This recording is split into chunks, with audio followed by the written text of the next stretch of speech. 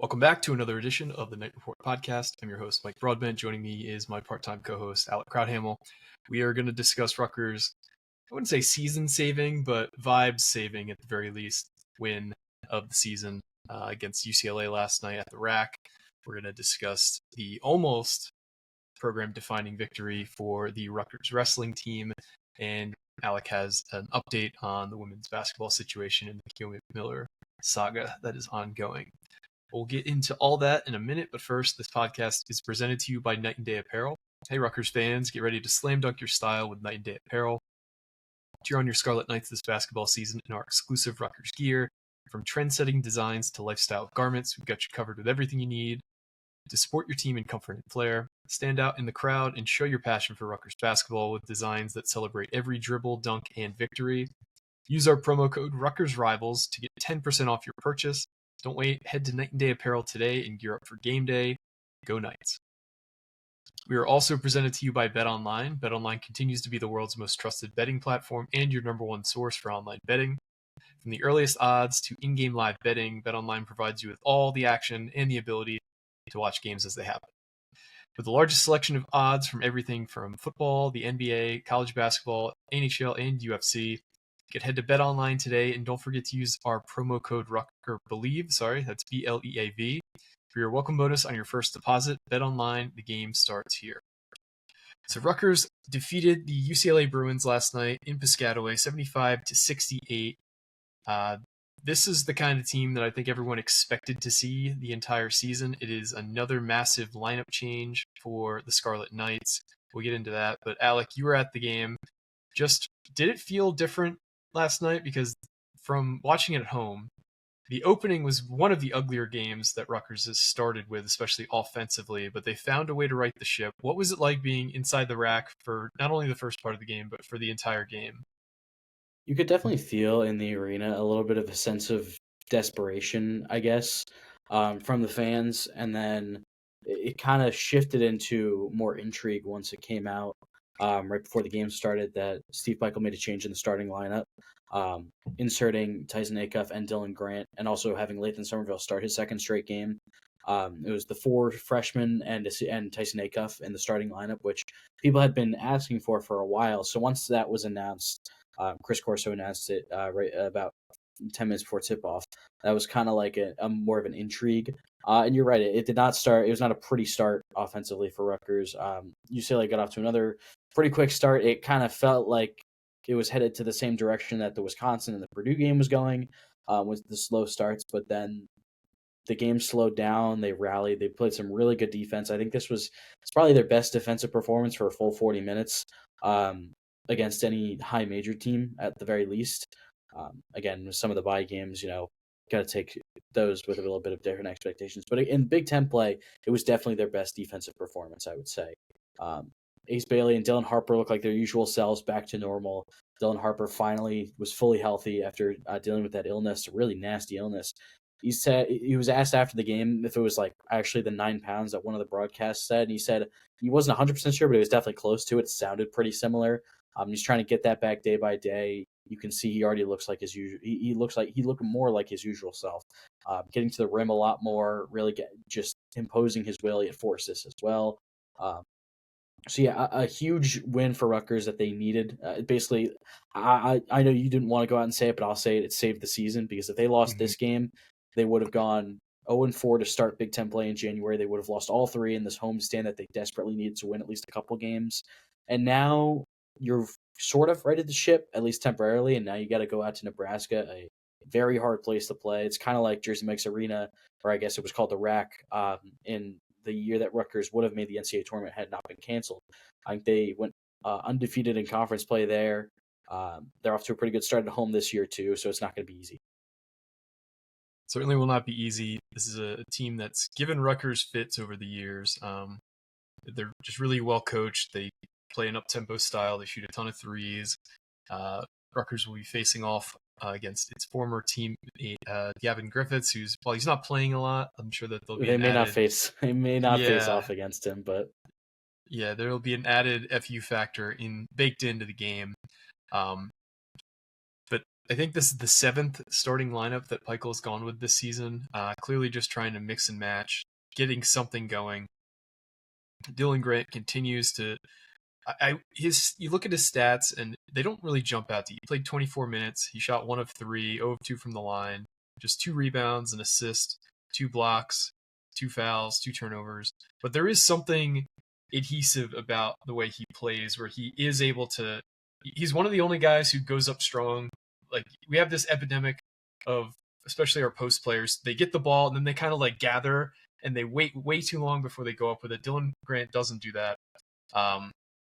He just kind of has this innate sense of knowing kind of where to be on defense. He's just so lengthy. I think he's listed as like at like 6'9" or 6'10". He's a big guy. But there's just something that is like a filler agent about Dylan Grant that is really helping this team, especially defensively right now. And I'm glad to see he continues to get more minutes. But it just kind of make you question like, does he take in serious strides, or were they not giving him opportunities early in the season? I guess it doesn't really matter at this point, but he is performing well. I think the biggest surprise in terms of not roster management, but in terms of rotations, is Jordan Durkak did not get a single minute last night. Kind of shocked me, but I guess it makes sense given that he struggled quite a bit. What did you think of that decision? Yeah, I thought it was an interesting one because, I didn't really notice it that much until about midway through the second half when I'm thinking, like, I'm looking over at the bench and I look back over at the box score and I see, like, no Jordan Durkak, which was a little surprising.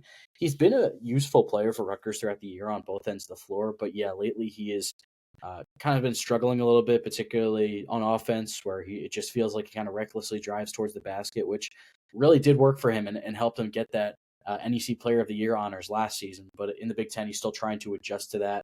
I guess it serves as a bit of a reset for him.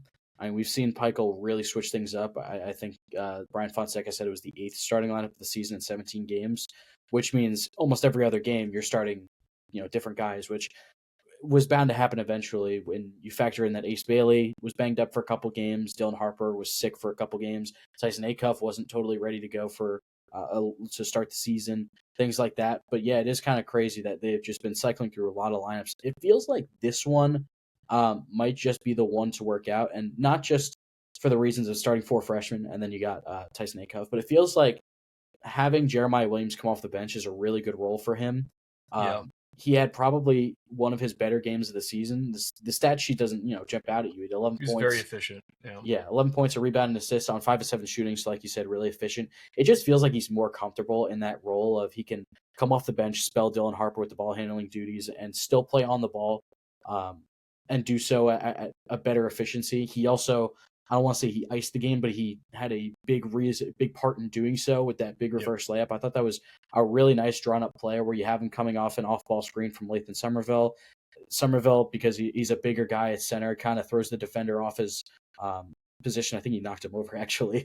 And then that opens up the lane for Williams to just drive in and get the layup to go, which was a huge one because, Rutgers had a fairly sizable lead, but UCLA kept, coming back, and that was a huge one to really get them up by 2 possessions. So I think we might see something similar to this. Maybe not every single game for the rest of the season, but this type of rotation with Jeremiah Williams maybe being that 6th man coming off the bench. He still played 26 minutes coming off the bench. So I think we'll see that moving forward too. Yeah, it certainly there was a lot of clinch buttholes towards the end of that game. We're up by 9 points with 5 minutes left, and then UCLA just, they were pressing most of the game, but we started making mistakes, missing easy shots. Next thing you know, with 2 minutes left, it's a 1-point game. And credit to Rutgers, they didn't fold and just mail it in at that point. They were able to continue, scoring, making clutch free throws. I know you asked Steve Peichel about this at the presser. They started 7 for 14 from the line. They finished 14 of 17.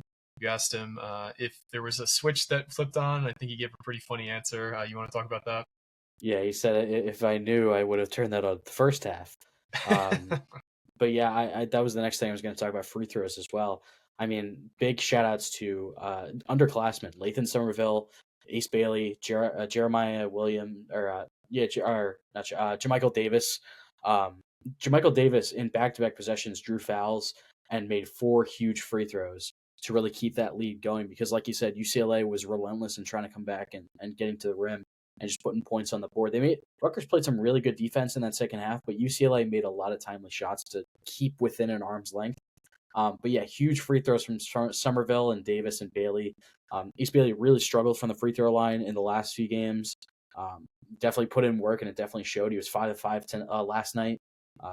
Another double-double for him as well, 20 points, 10 rebounds. And Jermichael Davis had another nice game, only 1 of 2 from the floor. But like I said, those 4 free throws were absolutely massive late in the game to keep that lead up. So yeah, that was really gutsy showing at the free throw line. And it felt like something had, like I said, a flip had switched where they just locked in and hit those free throws.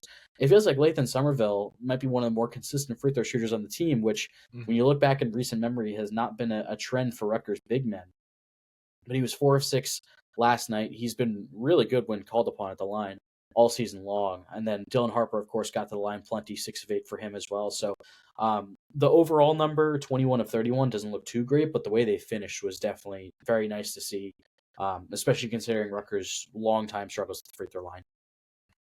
Yeah, I totally agree. Ace Bailey, I think he's shooting right around 50% on the year. He was 5 for 5 last night. It was a collectively really gutsy performance from the line, if you could call it gutsy. They made them when they counted and when they needed them the most.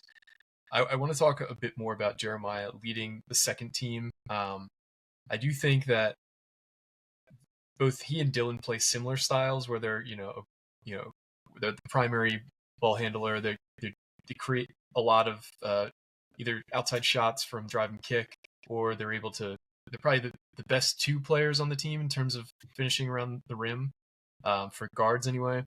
So when you have those 2 guys who look to kind of do the same thing, it kind of clashes. But when Dylan was the primary ball handler and creating from dribble penetration from splitting double teams, that's kind of when the offense made the most sense, in my opinion. And the same thing when Jeremiah was leading that second unit. And they did have some crossover time, but having those 2 guys separated a bit, I think makes a ton of sense. And I think we'll see more of that moving forward. And I think you're starting to see Michael realizing who he can trust in crunch time and who makes sense together, because we talked about this in terms of like the grocery run analogy where we have valuable players, but we don't necessarily know how to utilize them in ways that make a lot of sense together. And I think we're starting to understand how players can play off one another, which guys make sense in a rotation together, and which guys probably need to be separated a bit. What else from last night's game was something that you wanted to touch on, or you thought was impressive or was noteworthy in any way? I know you mentioned the play of Dylan Grant. We kind of talked about that already. He continues to be aggressive on the rebounds and on defense. Also becoming a bit of a lob threat in the last few games. Really nice play at the end of the first half. Dylan Harper to Ace Bailey on a lob. Feels like we haven't seen a ton of that, at least not as much as fans would have liked to see.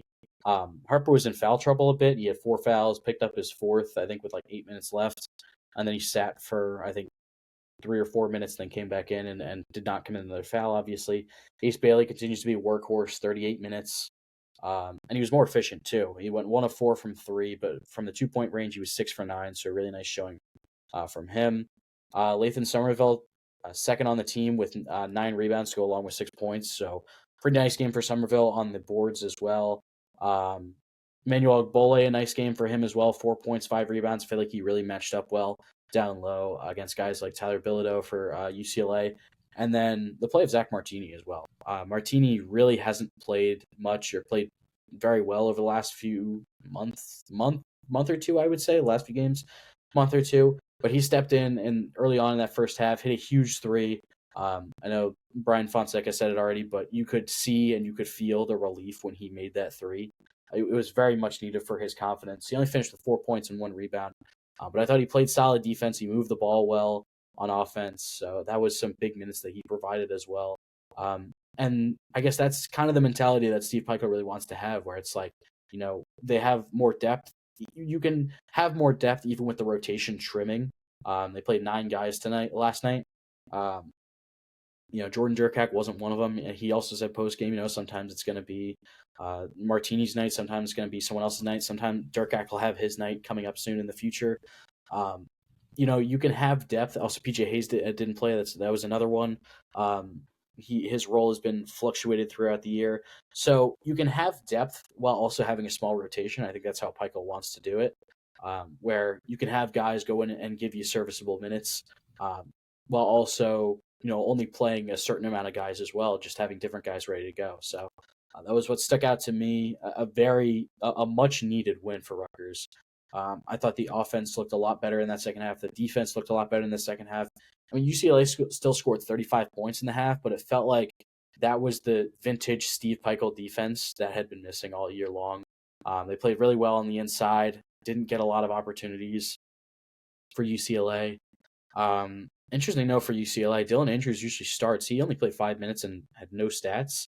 Not sure what was up with that, but yeah, I thought this was a much needed win for Rutgers, and that it was a return to form for the Scarlet Knights that many people have been waiting to see. Yeah, and the schedule is not easy moving forward. Rutgers just has 5 of its 14 remaining games at the rack. One of those quote-unquote home games is the Michigan State game at MSG, so 6 of 14 are considered home games, so 8 of the next 14 are on the road. Brutal stretch starting with Nebraska. Bart Torvik has Rutgers as a 10-point dog in this one. They're certainly going to have their hands full. They're going to need to have the defensive intensity they had against UCLA, against Nebraska all night. We've said it a few times that the coaches just kind of need to figure it out. The players need to just, learn a little quicker on the fly, and it seems like they're doing that. I can imagine how tough it is with the way that Steve Pikiell likes to play and likes to run his program, having, only 3 guys who were even on the team last year, let alone starters. So it's been a hard season so far, but if Rutgers can keep this type of intensity and this type of play up, I think they could be dangerous down the stretch. I think NCAA tournaments, something that is not in our cards at the moment and won't be unless we have a serious run into February and into March. So they just need to keep stacking wins, and hopefully this team is more so what we're seeing moving forward than what we have seen the first 16 games of the season. Yeah. Anything else basketball related that you wanted to hit on before we talk some other Rutgers sports? I mean, just looking ahead to Nebraska, I know we were talking about how it seems like the offense just kind of flows better when you have Dylan Harper and Jeremiah Williams kind of staggering each other with Jeremiah as that sixth man.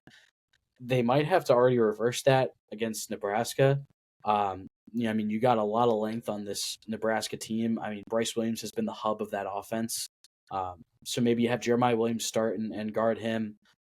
Rolly Worster, 6'5", 210 point guards. Maybe you have Dylan Harper guard him as well with that size. Connor Sejan, guy you really got to look out for on the arc. Juwan Gary is one of those like bulldog type guys. They'll just go at you on defense and get to the rim. It's going to be a really interesting matchup, and I guess a familiar, semi-familiar face besides Gavin Griffiths. I mean, you're going up against Nebraska center. I don't think I'm going to pronounce his name right, but Burke Buchtensel from formerly of UCLA. Yep. I believe he was wasn't he the mystery big man that he was, I believe, a guy that they were after, but he's the guy from, is he Latvian? UCLA. Yeah. But he's definitely from somewhere in Europe. Yeah, he's Turkish, I believe. Yes, that sounds right. So I guess a little bit of a familiarity. Yeah. So yeah, obviously huge win. Hopefully they can stack another one on Thursday. We'll have more on that on the boards and assuming in a pod later this week. Let's talk Rutgers wrestling. So as we previously mentioned, Rutgers wrestling has not beaten any of the Big Five in the Big Ten in terms of wrestling. And for those of you who don't know, the Big Five in the Big Ten wrestling is Penn State, Ohio State, Minnesota, Iowa, and Michigan. So those are the teams that are typically producing a lot of All-Americans, individual state or national champions, and I think if I remember correctly, all of the national champions for like the last decade have either been Iowa or Penn State.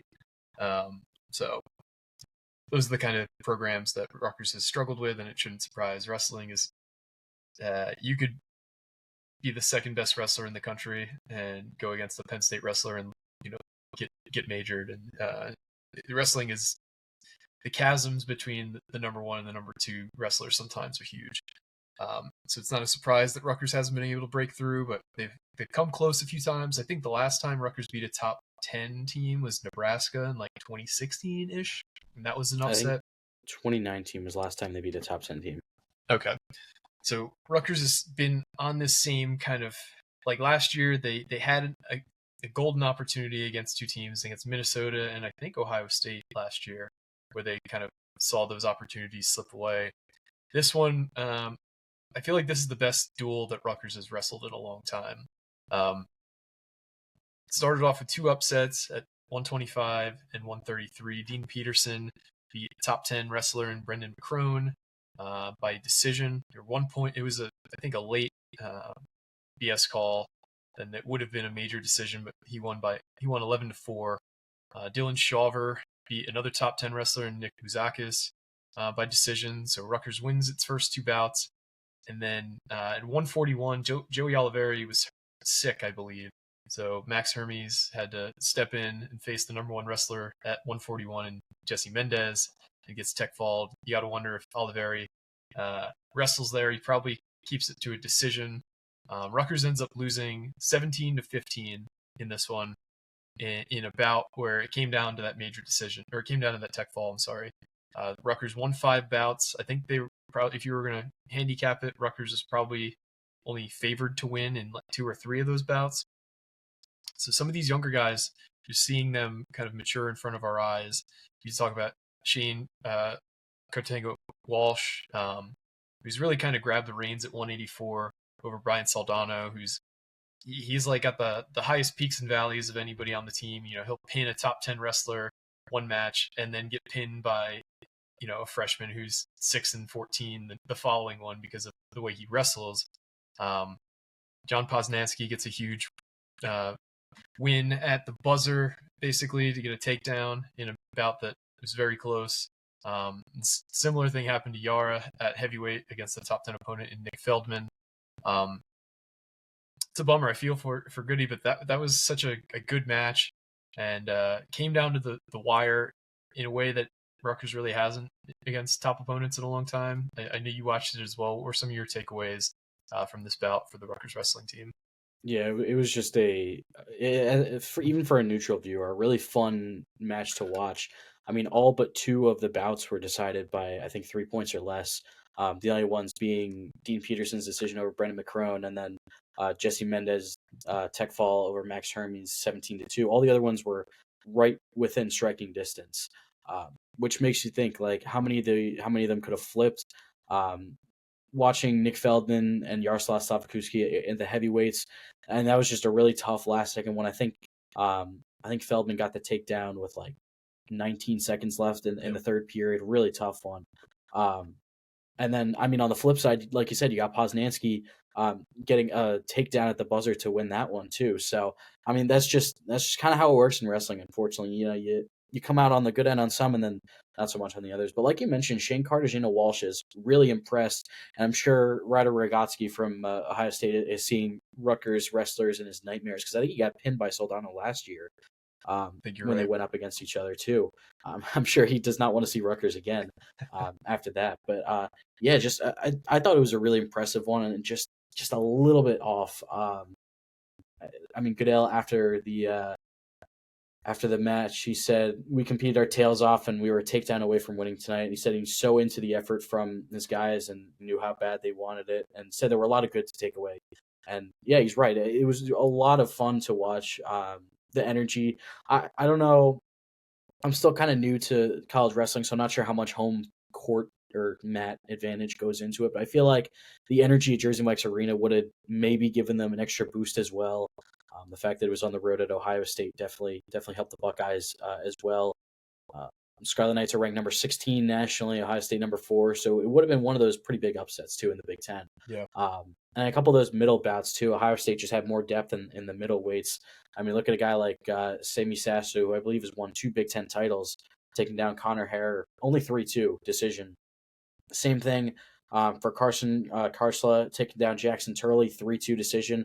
So a lot of those, it just came down to, just one move the other way could have turned it. And I know the prevailing, I guess, narrative is that Rutgers still can't get over the hump against some of these teams, but the fact that they were this close away, especially considering some of the younger guys as well, going up against some of the top competition, it should give confidence for the future. And I mean, like you said, I'm very curious what they do at 184 with Cartagena Walsh and Soldano. I think they considered wrestling up Soldano for one match, I believe. I could be wrong.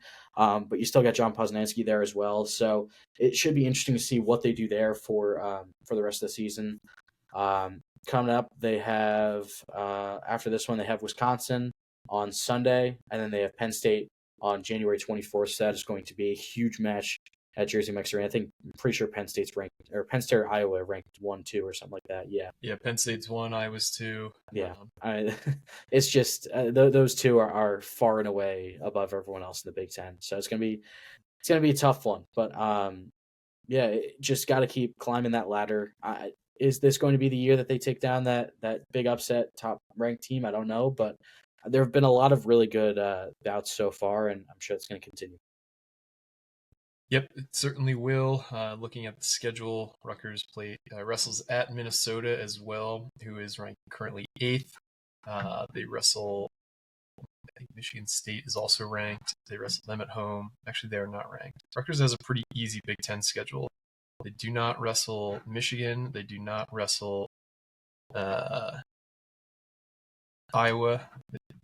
But they do have another big opportunity. So Illinois, which is surprising, is ranked 9th currently, and they wrestled them at home on January 26th as well. This bout on Sunday is a blackout, they announced, so if you're going to that, wear black. But super proud of the effort that those guys gave on Sunday, and it's just a bummer that they didn't pull it out, but it is what it is. Let's close here with a little women's hoops talk. Kyomi McMiller returned to the team after, I believe, a 2-game suspension. And she led Rutgers in scoring once again, hit a bunch of crazy viral shots. What's been going on in the land of Rutgers women's basketball? Yeah, it's still a little fuzzy on if it was a 2-game suspension or a 1-game suspension and an unknown absence for the Minnesota game last week. Still a little fuzzy on that, but either way, she was back on the floor against Nebraska, a really solid Nebraska team. They played well. They played some really good defense down the stretch as well. They had a shot at winning the game. Nebraska just has a lot more experience and clutch free throw shooting. They had that down the stretch, and that's what kind of propelled them to victory. But I mean, Kyomi McMiller, her talent is not a question at all when she's on the floor. She really put this offense on her back. Destiny Adams played really well on defense, but didn't have her best offensive game. Kind of struggled with her efficiency from the floor. I think Adams had like 7 steals or something crazy like that. They're starting to play her on the perimeter now on defense as well, a little bit more too. So she has the timing and the instincts to get in the passing lanes and make those fast break opportunities with the steals. So really impressive game for her defensively. Had another double as well. But yeah, McMiller on offense. I mean, she is unbelievable what she can do. I mean, you saw the shot from New York practically, if you're looking at the Jersey Mike's Arena logo and the New Jersey State logo. She had that buzzer beating floater to end the first half. I mean, it's her talent is unquestioned on the floor. And it seems like they have put whatever caused all the stuff that happened, it seems like they've put it behind them, at least for now. They play Michigan State tomorrow night. So that'll be one to watch, or I guess, are we going to, it depends on when you're listening to this, but they play Michigan State on Wednesday. So that's another ranked opponent, going to be another tough game, especially against the Michigan State team that can really shoot and score the ball really well. So it's going to probably be a shootout if Rutgers can get it going offensively. So it seems like they're moving forward. Kokus Washington didn't really go into much on her absence, on McMiller's absence and what led to her return. She said She's back with the team. She's practicing. Not much to it other than that. So it seems like this whole thing, I guess I'll call it, is behind them as they move on to the Big Ten schedule. The schedule doesn't get any easier, though. The schedule still remains pretty difficult, besides the gauntlet that they have already faced. Facing, 3 top 10 teams all in a row, then 2 teams that have received votes in the AP poll, then a ranked team against Michigan State. Then they play Michigan on Saturday, who was ranked, and now they're just receiving votes. They fell out of the top 25 this week. And then, of course, next Thursday, they play number 1 UCLA. So it does not get any easier, but such is life in the Big Ten. The conference, the fact that you're adding UCLA and USC, who are 2 top 4 teams in the country, in addition to the depth that they already have, is it's just unbelievably stacked.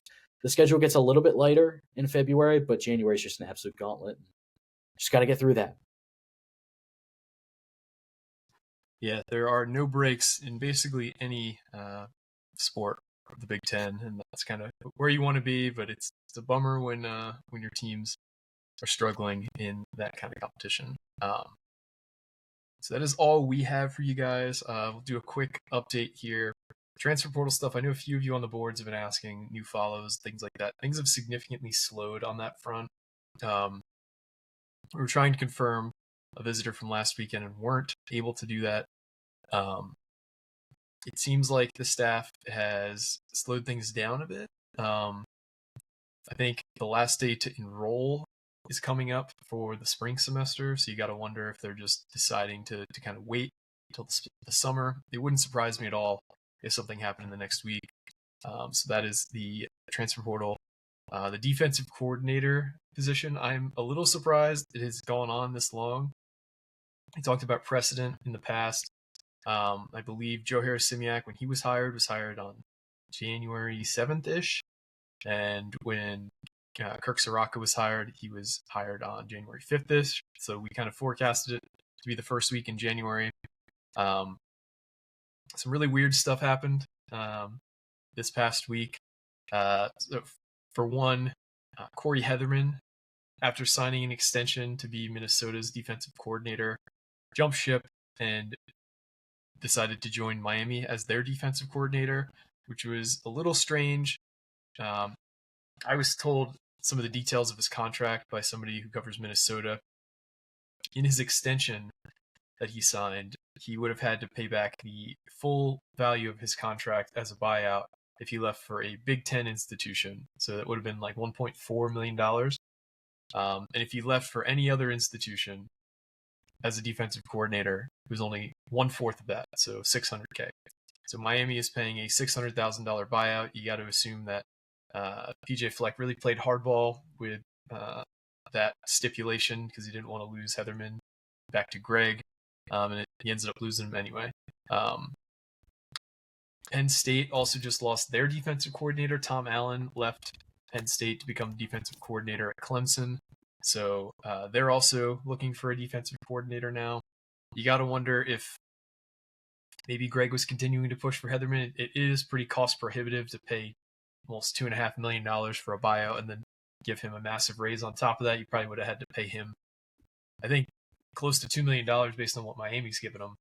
So that's a bummer we didn't get him. But at the same time, makes sense. He's not worth that much. He's been a defensive coordinator for 1 year, albeit a very good year for Minnesota. I almost burst out laughing while we were recording because I saw this. Yeah, he is. He looks like he could, if they were going to do like a Roadhouse third movie, he could play one of the bouncers in Roadhouse. He looks absolutely deranged. So bummer not getting him. Tem Lukabu, who's one of the top targets, was let go from the Panthers staff on Tuesday of last week. So he is now available. He seemed to be the guy with a lot of momentum from what we were hearing behind the scenes. But just to put it out there, Greg just keeps these things extremely close to the vest. So you'll know when we do from what it sounds like. It's very touch and go It's a bit surprising that it's gone into this week. The coaching convention, the college coaching convention, was from the 12th, which was Sunday, to today. So that's wrapping up. Greg obviously was not there because he was at the basketball game last night. And from what I understand, it's more of like a younger coaches convention where you network. You don't necessarily go there, looking for big ticket jobs in the Power Four. So who knows? Every time these coaching searches go on, every time afterwards, it's like, how did we not see that coming? Of course it's this. So I'm sure we'll have that feeling once again once the defensive coordinator is announced. But another thing that came to my mind yesterday or the day before is maybe there's Greg tends to make a few announcements at once when things like this are going on. So I wonder if he's going to announce the DC, then announce the linebackers coach, have somebody move into one role, have all those pieces kind of move at the same time rather than doing piecemeal. What's your kind of pulse on what's going on with the defensive coordinator, if you have one? Like you said, we're gonna know as soon as everyone else does. Yeah. I like you said, I am a little surprised it's taken this long. I think Brian Fonseca said it was January 7th for both Shiraka and Harris-Imiak, so that's passed by a week now. Yeah, I we'll find out soon. Hopefully, that's about all I got on that. Yeah, but that is all we have, guys. Thanks once again for listening. We'll have another pod later this week to talk the Rutgers-Nebraska hoops game and any recruiting news and or coaching updates that come in. You can expect a pod ASAP. But for me and Alec, this has been another edition of the Knight Report podcast, signing off.